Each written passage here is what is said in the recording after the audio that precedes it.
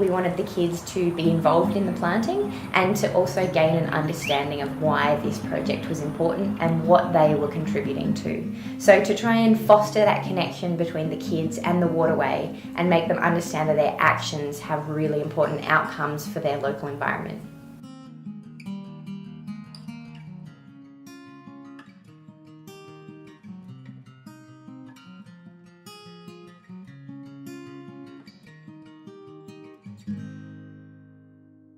The school contacted us and they wanted to have an experience for their students where they could learn about science in the real world and get some hands-on real world experience. They brought plants with them from school. We'd arranged that before they arrived. They came down and we gave them an introduction talking about the site, why it's important, what species are found there, meaning the growling grass frog, and that the fact that the growling grass frog is an endangered species and needs increased habitat, and that its habitat has declined because of urbanisation. And then we went into an activity where we did the habitat survey. So what I really wanted the kids to get out of it was to have a look at the habitat and identify what was there and what wasn't, and this was going to act as a baseline for down the track when we see the planting come up and thrive, that it might look a bit different. What we're doing at the site is building the vegetation up away from the creek. At the moment, or before we did this project, it's mowed grass, which is by and large not useful to growling grass frogs because as soon as they venture out into it, there's no shelter, they can be spotted by a predator, or they can cook in the sun. They need a couple of things, including vegetation in the water. So they need open water, but they also need vegetation like these rushes and reeds here so that they can have cover from predators and to breed and to feed. They need vegetation that's floating on the top of the water to attach their eggs to.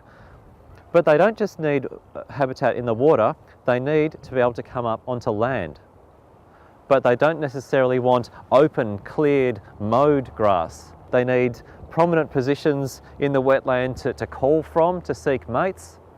So they need a whole lot of different types of, not just vegetation, but spaces between the vegetation, but they don't want the deep shade that you get when you've got closely planted trees and bushes around the water. So that's why at our planting project, we were only planting grasses and tussock type plants, rushes and sedges and grasses, but not planting them too close together. And we didn't plant any trees. And the kids were really engaged. When they had a break, there was lots of kids that couldn't be torn away. At the end, when the teachers were rounding them up to try and get them back on the bus, there were still kids saying, "Miss, just one more, miss, just one more," trying to get the last plants in the ground.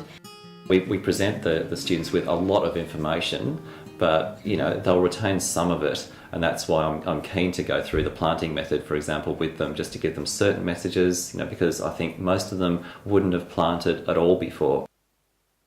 The kids also monitored macroinvertebrates out of the creek. So macroinvertebrates are important for the health of the waterway ecosystem, and they're also a food source for many frog species.